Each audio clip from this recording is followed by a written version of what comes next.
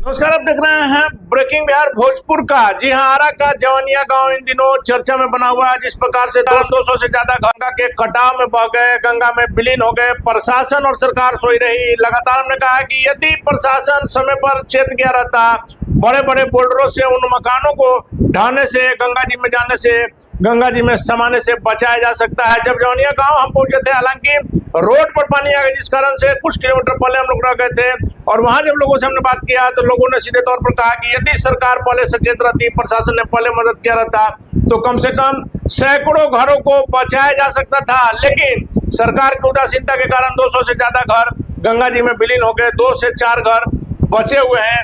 हालांकि प्रशासन ने जब बाढ़ का पानी बढ़ गया और बांध पर हजारों लोग शरण लिए हुए हैं, तो प्रशासन की तरफ से 3 टाइम का भोजन उनको दिया जा रहा है। लेकिन जब जौनिया गांव के लोगों को प्रशासन से लेकर के आम आदमी भूल रहे हैं, उनकी मदद के लिए कोई आगे नहीं आ रहा है।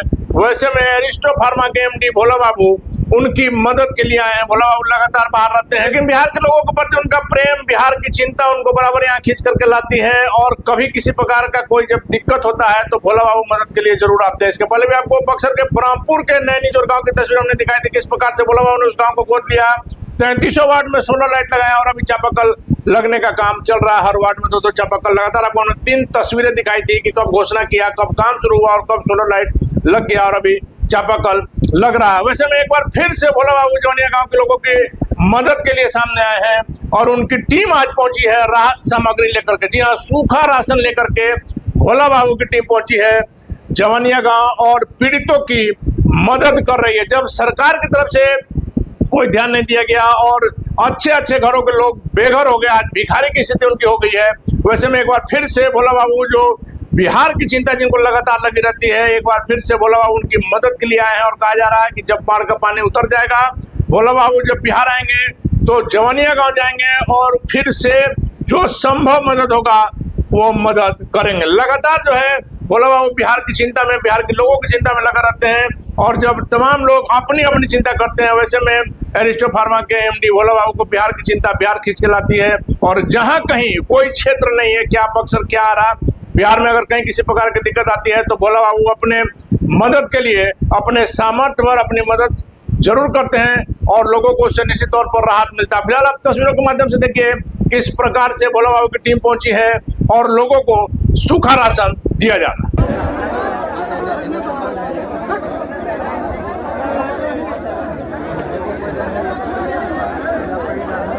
खोल के बांटिए।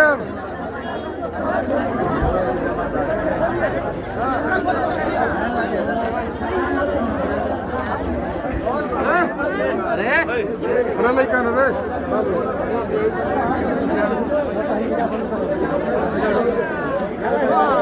लेकिन क्या हटाइए, लेकिन ना रहेगा, 4 आदमी रहेगा, लेकिन जता है जी बस है। मतलब फिर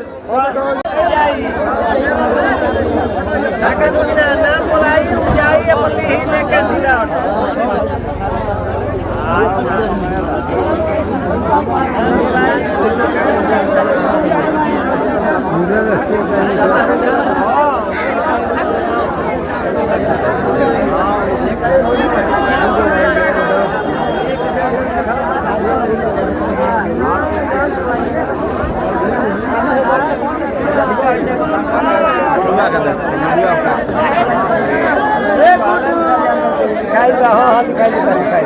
चल भाई, ठीक है। तो आपने देखा भोला बाबू की टीम किस प्रकार से पीड़ितों के बीच में सूखा राशन बांट रही है। जब जनप्रतिनिधियों को ऐसे लोगों की चिंता करनी चाहिए, स्थानीय विधायक से लेकर के एमपी को, वो तो नजर नहीं आ रहे हैं। लेकिन इस विपदा की घड़ी में एक बार फिर से एरिस्टो फार्मा के एमडी भोला बाबू सामने आए हैं। उनका वो क्षेत्र भी नहीं है, उनको चुनाव भी नहीं लड़ना है। लेकिन हम लगातार कहा है कि जब कोई व्यक्ति, जब किसी गांव में किसी प्रकार की कोई समस्या आती है तो भोला बाबू अपने सामर्थ्य पर मदद के लिए बिना किसी स्वार्थ के पहुंच जाते हैं। और वैसे में भोला बाबू की मदद निश्चित तौर पर इन पीड़ितों के जख्मों पर कुछ मलहम लगाने का काम करेगी। और भोला बाबू जब आएंगे और जौनिया गांव जाएंगे, उसके बाद की भी आपको तस्वीर दिखाएंगे। फिलहाल अपने रहे ब्रेकिंग बिहार से।